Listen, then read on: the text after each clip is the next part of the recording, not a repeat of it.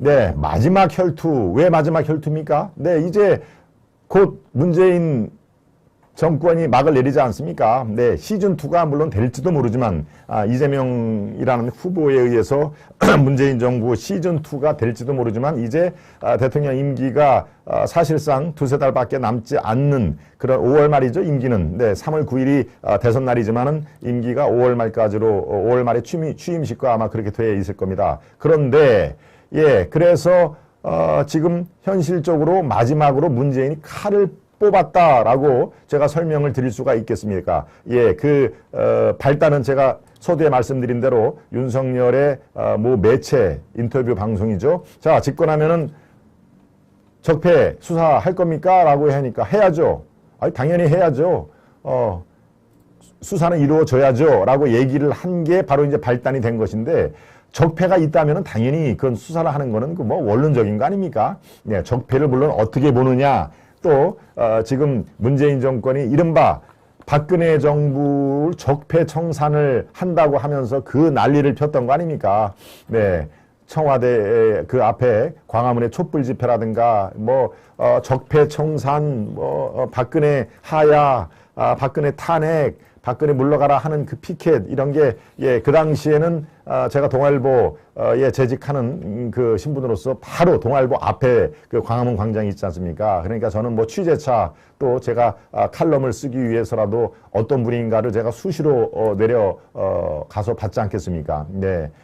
그 광화문 광장에 꽉 채운 7만, 8만, 10만 광장에, 물론 거기에는 이제 민노총이라든가 이른바 조직환 세력들이 꽤 있는 걸로 저도 이렇게 쭉 보면은 분위기가 그렇습니다. 네. 조직적으로 이렇게 이 프랭카드든가 팻말이라든가 아니면 구호, 연호하는 것도 그렇고요. 민노총이 그 상징하는 하여튼 조직화된 세력들도 꽤 있던 것이죠.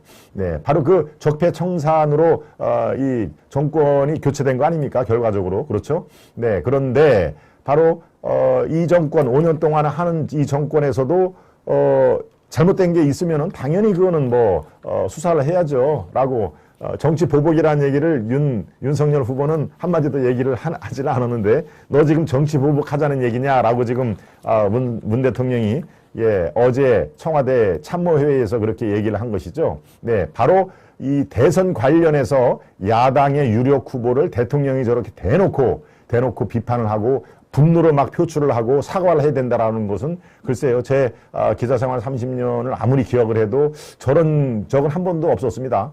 네, 대통령이 대선을 바로 목전에 앞두고 한 달도 안 난 상태에서 야당의 유력 후보를 저렇게 공격하는 것은 예, 제 기억에는 아무리 이 기억을 할래야 할 수가 없는 상황인데요. 네, 말씀 중에 네, 눈꽃님이시군요. 눈꽃님. 네. 윤석열 대통령 가즈라고 또 이 메시지와 함께 소중한 정성 보내주셨습니다. 예, 눈꽃님 대단히 감사합니다. 눈꽃님 가끔씩 이렇게 정성을 보내주시는데요. 아주 대단히 감사드립니다. 제가 가끔이라는 표현을 썼습니다만 자주 보내달라는 얘기는 아닙니다. 네, 저희들이 말씀드렸다시피 저는 아직 그 후원 계좌도 만들지도 않은 여러분들께 부담을 주고 싶은 마음이 저도 추워도 없습니다. 그러니까 여러분들이 편하게 내용 참 좋구나 또 믿을만한 방송이구나라는 게 먼저니까요. 네. 대신 여러분들께 제가 부탁드리는 게 구독과 좋아요. 구독은 이제 구독자 배가 운동 이따가 설명을 드리겠습니다만은 그것만 제가 부탁을 드립니다. 이렇게 자주 이렇게 그런 거는 제가 불감청입니다. 불감청. 네, 바로 이 대통령이 제가 말씀을 드렸죠.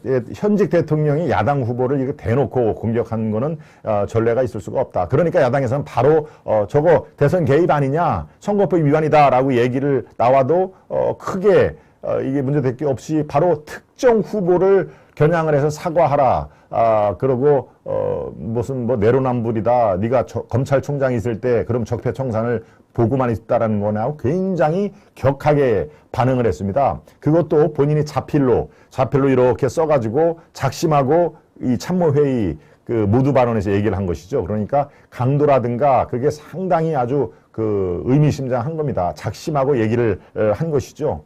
여러분, 왜 작심하고 얘기를 했을까요? 여러 가지 해석이 가능합니다만은 저렇게 야당이 선거법을 위반하고 있다라는 것을 공격을 받은 것을 뻔히 알 수밖에 없는 상황에서 예, 바로 그렇습니다. 지금 여러 가지 지금 제가 오늘 다룰 울산시장 부정선거 또 뭡니까 이 탈원전 관련 수사 이거는 지금 현재 진행되고 있지 않습니까? 재판이 진행되고 있고 특히 울산시장 부정선거 의혹 뭐 이제 결론은 안 났습니다만은 의혹이라는 네, 그런 상황에서 청와대가 조직적으로 개입을 했다라고 하는 검찰의 공소장도 있고요. 지금 판결이 진행 중입니다만은 이런 식으로 흘러가면은 꼭 윤석열이 집권을 안 해도 제대로 된 대통령이면은 이거는 수사를 해야 됩니다. 네.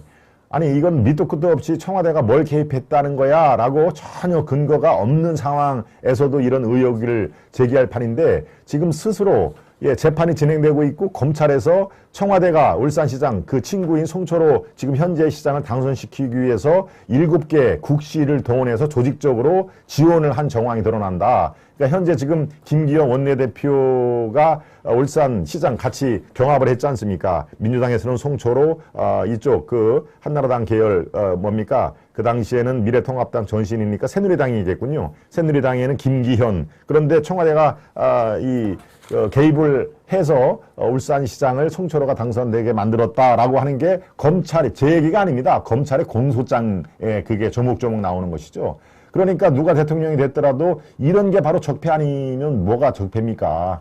네, 청와대가 바로 두 번째 이슈에서 경찰 양심 선언이 바로 그 대목을 제가 짚은 겁니다. 그러니까 네, 지금 이 대통령의 저렇게 격한 반응, 예, 또 그 원인을 제공한 윤석열은 왜 그 얘기를 했을까요? 여러분 한번 생각을 해보시죠. 저와 함께.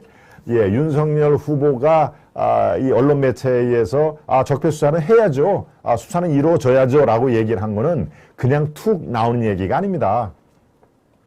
저렇게 뭐 인터뷰라든가 그런 거 하면은 그 참모들하고 수시로 이번 인터뷰에서는 뭐 각종 이제 매일매일 한두 건씩 인터뷰가 이루어지지 않습니까? 그러면 오늘 인터뷰에서는 요거를 좀 강조를 하시죠. 라고 하는 참모들의 그런 그 의견, 제언이 쏟아집니다. 그러면 그래야 되겠네요. 이 타이밍에서는 요게 좋겠네요. 그 다음에 내일은 그럼 요걸로 하죠. 라고 각 인터뷰마다 강조를 할 게 항상 한두 개씩을 만들어 놓고 갑니다. 그런데 어제 한 인터뷰에서는 바로 이 적폐 수사를 해야 된다라는 것을 강조를 한 것이죠. 이게 절대 실언이 아닙니다. 네, 제가 별도로 그쪽 여의도 정치계의 아주 꽤 밝은 네, 정치인하고 제가 취재를 했습니다만은 맞다. 그거는 김 박사 말이 맞습니다. 이거는 계산된 발언이지 절대 그냥 툭 튀어나온 말이 아니다라고 한 것이죠. 그러면 왜 윤석열 후보는 그렇게 이런 얘기를 했을까요? 더더군다나 이 여권에서는 벌써 이 정치 보복을 하려고 한다라고 하는 벌떼같이 지금 일어나고 특히 조용하게 관망만 하는 중도 세력들은 보복이란 말을 싫어하지 않습니까? 정치 보복 뭐 이런 것들은 아주 끔찍하게 싫어하는 분들이 이른바 중간 계층에 있는 분들인데 그분들이 자칫 야 이거 윤석열이 정치 보복을 하려고 하네 그러면은 난 윤석열 못 찍어 라고 이쪽으로 왼쪽으로 갈 수도 있는데 왜 이렇게 했을까요? 네, 여러분 이게 이유가 없는 결과가 없다고요. 예, 이것도 나름대로 치밀하게 계산을 해본 겁니다. 자, 이렇게 하면은 저쪽이 이른바 좌파 쪽이 결집을 야야야 이 큰일 났다 이거 윤석열이가 대통령이 되면은 문재인 대통령도 이거 깜빵에 갈 수밖에 없다. 지금 벌써 제가 저렇게 나오지 않느냐라고 결집 효과가 분명히 있습니다. 그거는 뭐 분명히 결집 효과가 있고요. 내부 진영에서도 저거 말은 정치 보복이라고 안 했습니다만은 정치 보복을 한다는 얘기네 라고 윤석열을 아이고 차마 지지를 못하겠다는 사람들도 분명히 존재를 하죠. 예, 그렇지만은 결집이 이쪽 결집도 있지만은 이른바 오른쪽 네 우파 보수파의 결집도 생각을 한 겁니다. 이 결집의 규모라든가 강도가 어디가 더 세겠느냐라는 것을 계산한 것이죠. 네, 그 정치 분석가 이 정당에 있는 그런 것만 이렇게 연구하는 분들이 있습니다. 그런 것만. 예, 뭘 이제 조금 이 속된 말로 하면은 정치 공학이라든가 뭐 이렇게 얘기를 하지만은 아무튼 정치의 흐름 분석을 하는 분들도 있고 실제로 여론 분석에서 만약에 윤석열 후보가 이런 얘기를 하면은 어떻게 생각을 하냐, 어떻게 될 것 같냐라고 미리 한 100명, 200명 정도로 이렇게 샘플을 작게 만들어서 그렇게 하기도 합니다. 예, 그게 본업인걸요. 예, 바로 그런 것을 감안을 해서 마이너스보다는 플러스 효과가 있다라고 생각을 한 겁니다. 예, 그 근거는요. 지금 아무리 이 문재인 대통령의 임기 말 이 국정 지지도가 40%까지 육박을 하지 않습니까? 40%. 예, 많을 때는 41, 2까지도 갔죠. 35, 6에서 41까지 뭐 왔다 갔다 합니다만은 예, 그런데 이재명 지지는 40%가 넘지를 않습니다. 그렇죠? 그러니까 문재인 지지를 하되 문 대통령은 뭐 그래 뭐 나쁘지는 않았어라고 문 대통령 이른바 뭐 문바라고도 뭐 얘기를 합니다만 문 대통령 지지자 중에서는 이재명 지지를 이렇게 쉽게 얘기를 못 내놓고 이른바 그래서 샤이 뭐 이재명이라는 얘기도 나옵니다만은 바로 아무리 이재명과 문재인을 합해도 40%를 넘지를 못한다. 즉 아주 후하게 쳐도 45%를 절대 넘지를 못한다. 그러면은 중도 계층을 빼고 나머지 분들은 이재명이나 문재인이나 이재명의 현재 행태라든가 집권 5년 동안을 후하게 점수를 주지를 않는 분들이다. 네, 그러니까 정권 교체가 지금 약 55%, 작게는 52, 3에서 많게는 56, 7%가 나오지 않습니까? 바로 이 정권 교체를 염원하는 분들을 규합을 하겠다. 그렇게 생각을 했다는 겁니다. 예, 조금 이해가 되시죠?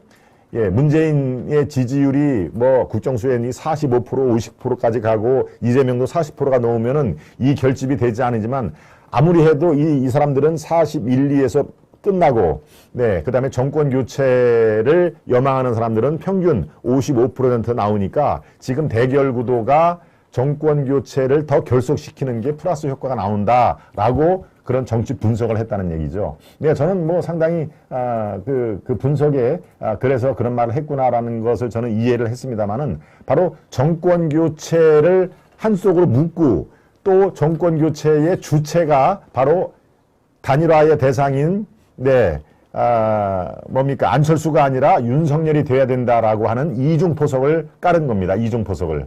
여러분, 제 말씀이 이해가 쉽게 되시죠? 네. 정권 교체 여망을 한쪽으로 묶고, 네, 저쪽은 아무리 해도 40%를 크게 넘지를 못하니까, 정권 교체를 오롯이 한쪽으로 묶어내고 그 다음에 지금 단일화 국면에서 안철수가 정권 교체 기수가 아니라 지금 이런 그 구도가 재편이 되면은 어떻습니까? 윤석열이 단일화 또는 정권 교체 기수일 수밖에 없다라고 하는 두 가지를 노린 겁니다. 두 가지를 겨냥을 한 것이죠. 네.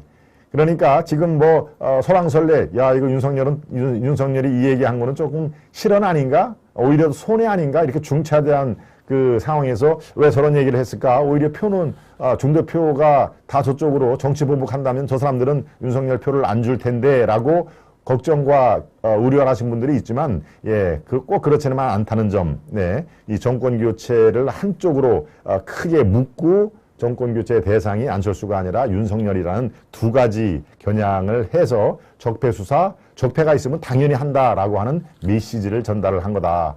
라고 여러분들께서 이해를 하시면 됩니다. 예, 제 논평의 핵심은 바로 거기에 돼 있는데요. 네, 관련 기사 한 두어 개 보겠습니다. 네, 민주당은 지금 그 얘기를 위험한 선동을 하고 있다라고 얘기를 했죠. 네, 국민의힘에서는 대통령이 선거 개입을 하고 있다. 예, 제가 쭉 말씀을 드렸습니다.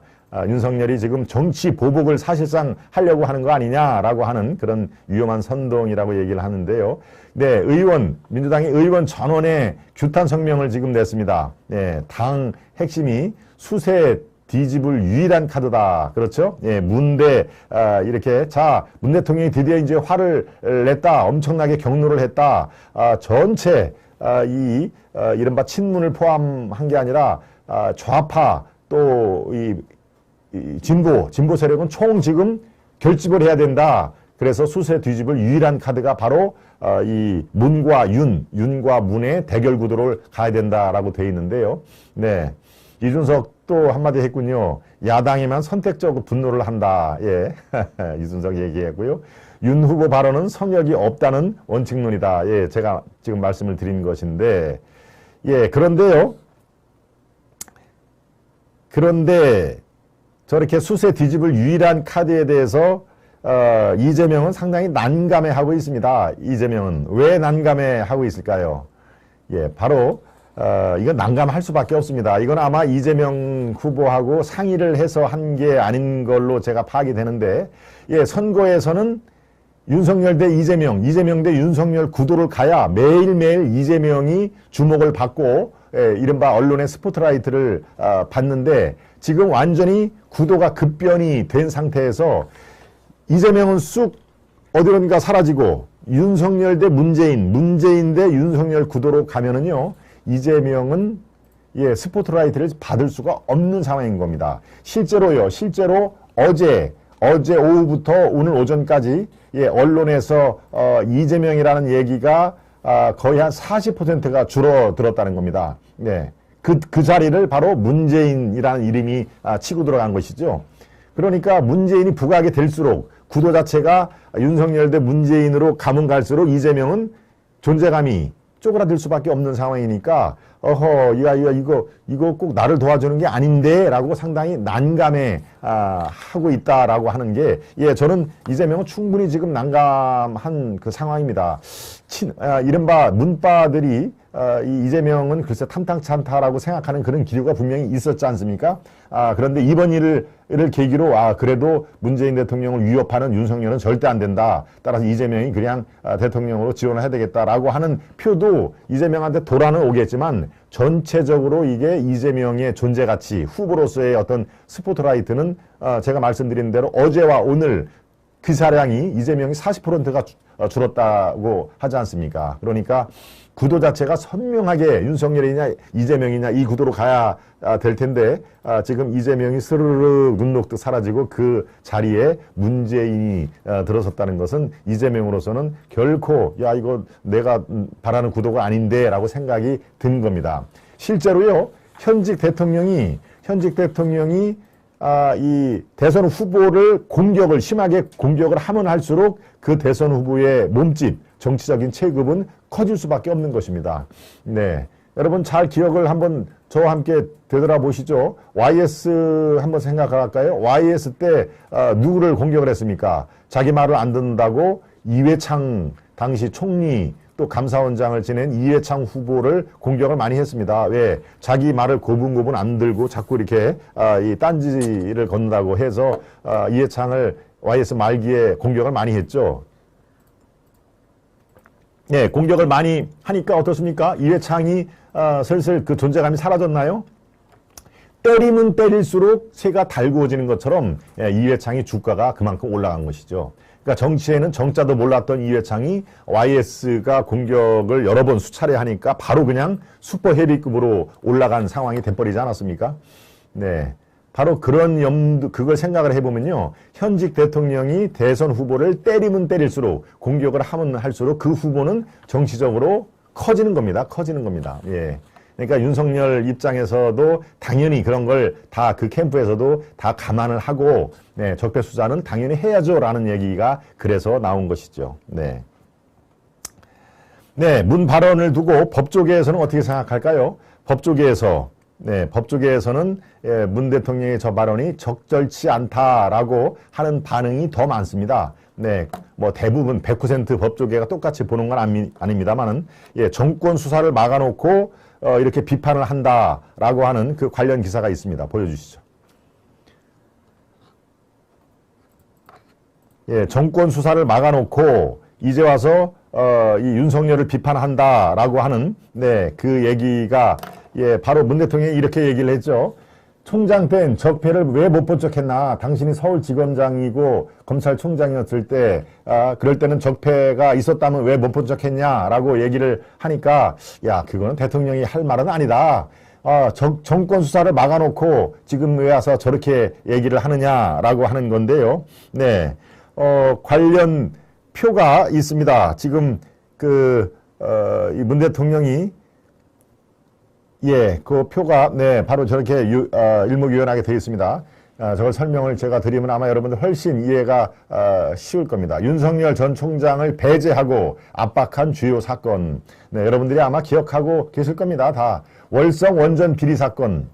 구속영장을 청구 앞두고 윤석열을 아예 직무정지를 시키지 않았습니까? 원전 비리 사건에 관여하지 말라고. 그렇죠? 여러분들 다 기억하실 겁니다. 청와대 울산시장 선거 개입 사건, 제가 모두에도 말씀을 드렸죠. 대검 지휘라인을 좌천을 시켰죠. 아주 수사팀까지 해체를 시켰습니다. 저것을 이제 두 번째 이슈에서 제가 다룰 텐데요. 세 번째가 라인펀드 사기 사건. 윤석열 수사지휘권을 아예 박탈을 했죠. 증권범죄 합동수사단을 해체를 했습니다. 서울, 이 여의도 영등포를 관할하는 서울 남부지검에 증권범죄 합동수사단이 있습니다. 이른바 이 여의도가 이른바 정치 1번지기도 하지만은 증권, 금융 1번지도 하지 않습니까? 그러니까 증권범죄 합동수사단이 잘 굴러가고 있었는데 아예 라인펀드 사기 사건 앞두고 해체를 시켜버렸죠. 그러니까 저런 것들을 청와대가 방조를 하거나 아니면은 깊숙이 개입한 마당에서 문재인이 얘기를 할 그 성질은 아니다라고 법조계 일각에서 얘기를 한다는 얘기입니다. 여기서 그치지 않습니다. 조국 사건은 또 어떻습니까? 윤석열을 배제한 특별수사팀 제안을 했고요. 대검 지휘라인 좌천 등 인사보복을 했죠. 채널 A 사건도 마찬가지입니다. 윤석열 지휘권을 박탈을 한 것, 즉 윤 총장을 배제하거나 압박한 주요 사건이 이렇게 지금 여기에 있는 것만 해도 하나, 둘, 셋, 넷, 다섯 가지가 있죠.